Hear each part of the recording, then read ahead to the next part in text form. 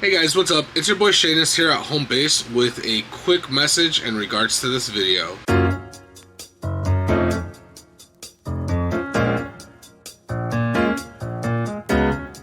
So the reason why I'm making this video and the reason why I'm also doing this recording is just to basically give a disclaimer that this particular video is not a complete in-depth how-to or install video. I'm going to call it more of a reference guide. The only reason why is because, one, I've already done an install video that was really rough to showcase a product already for this. So this is basically going back to the drawing board and doing my best to give you guidance on how to make this install easier. Now, it isn't for the faint of heart. It's not necessarily 100% difficult, but it is going to require you having tools. I definitely advise having power tools, especially for the harder to reach areas, unless you have a lot of patience with hand tools and small hands. And of course, be mindful that there are lots of little things here and there that have to be disconnected in order for this install to be properly done. Because of the nature of the location of where this installation is, it was very hard for me to get any kind of lighting, let alone fit a large bulky camera to basically show you exactly what I'm talking about. So I tried to do my best on this particular video to essentially show you and give some sort of guidance on how this install is done. So again, take it with a grain of salt. If you're going to do this install on your own, by no means is it 100% intimidating, but it is not the easiest, so please be very prepared, and hopefully this guidance will give you some pointers and some quick tips on how to complete the install on your own. So with that being said, I wish you guys the best, and let's jump straight into it. Alright guys, so hopefully this is going to be a little better of an explanation of the process of installing your blow-off valve. It's a little hot, so we have a little canopy over the vehicle, but so I'm not going to go over how to remove the scoop that's here, because like I said, you just pull up, and I did show a clip of it already, and then of course it's connected here, so that you get that removed. Then you remove what ends up being the hot side, which of course I already explained. You just do the little springs and whatnot. And then of course we're going to go ahead and remove this intake box. There's a few bolts, which in a moment I'll show you exactly where those are located. And then in this case, because of the fact that I'm going to try to show a video a little bit later of how far down that pipe is. As you can see, you should be able to see the blow valve right down there. There you go. Won't focus too well, but you can kind of see it. So essentially, you also might make it easier to disconnect the hose that's connected to the throttle body. It's very similar to the one here, little spring loaded and just some pressure to pull out, and then there you go. The next step, of course, would be also to disconnect the bypass, which essentially is normally connected here where this little cap is. Right now, of course, this is done after the original install, so there's no hose there, but that is actually held by normal clamps similar to these. So you'll just need some pliers, and then of course just wiggle them out, and then you'll remove either side.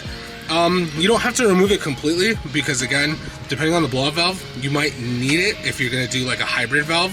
But if you're doing full like vented atmosphere, then you could essentially remove it completely. Otherwise, if you don't want to deal with the hassle of it, just make sure to remove the side that's not this end, but the one that's actually connected to the OE bypass valve. Of course, don't forget to disconnect these particular sensors. Well, one's already over here, but don't forget to disconnect both of these before removing the intake. And then essentially one bolt goes right here, the other goes closer back here to where the battery tray is, and then of course you need to loosen up this clamp, and then you should be able to remove it. So we're on the side of the vehicle now, and as you can see, removing that, you have much more room. You have a better view of where the actual valve would be. So again, currently there's an aftermarket blow-off valve, the ADDW1, but typically you'd have the stock bypass valve. Now, I'll go ahead and explain a little bit about the valve itself, not basically its functions, but the differences in your choices as soon as we got this one removed. Alright, so I know that this is out, so this might not be extremely helpful, but believe me, it's so much harder to actually get footage inside because it's dark and it's just not very easy to get a camera. But essentially, what you would do, the easier function for us at the very least, is this is actually attached to the intercooler at the bottom side. This is where your stock bypass valve would be, or in this case, a blow-off valve, obviously. But you would literally just want to remove the bolts that hold it together, And then of course, everything else should just be much easier to remove. This right here is a rubber portion that goes into the intake, which is what I mentioned to remove earlier.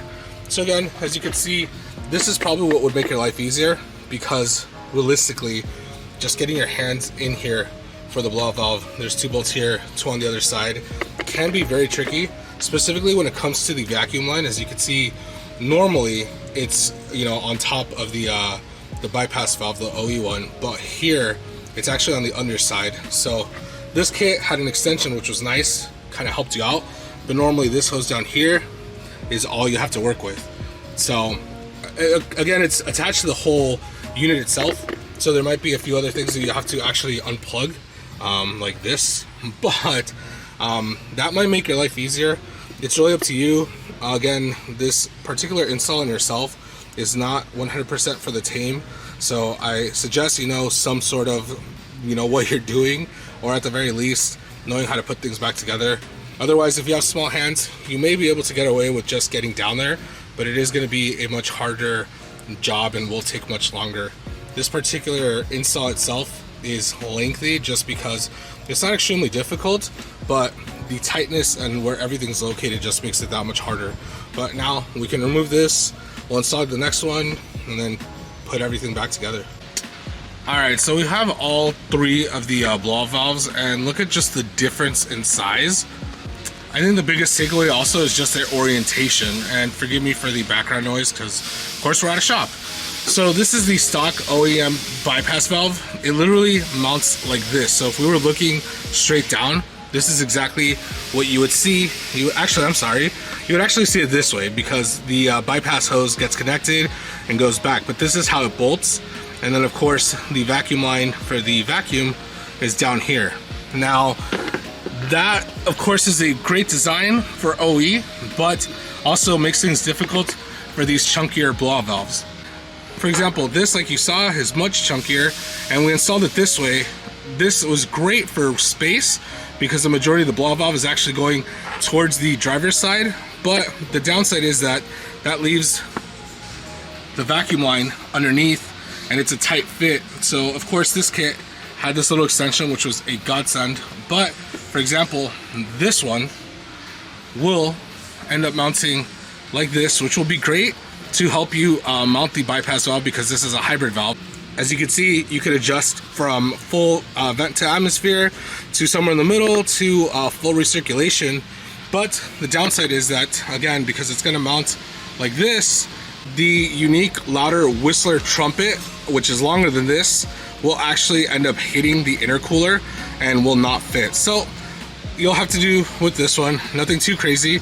And the other, well, hopefully this one, because the actual vacuum line is pointed to the bottom, much like the OE one, should be a little bit better without requiring an extension. But again, the downside is just the trumpet and the fact that your actual sound is going to be going downward as opposed to up like the ADDW one, which of course helped for getting a little bit more sound out of it.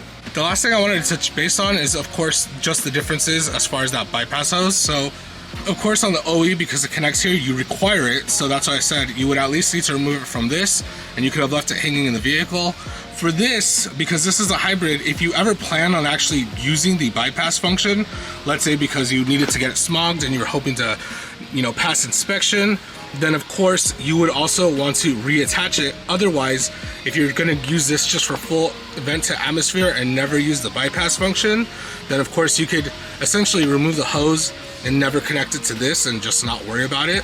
And then this, which is full vent to atmosphere, no hybrid, no in between, you would never need it because there's nowhere to connect it to. So yeah, take your pick.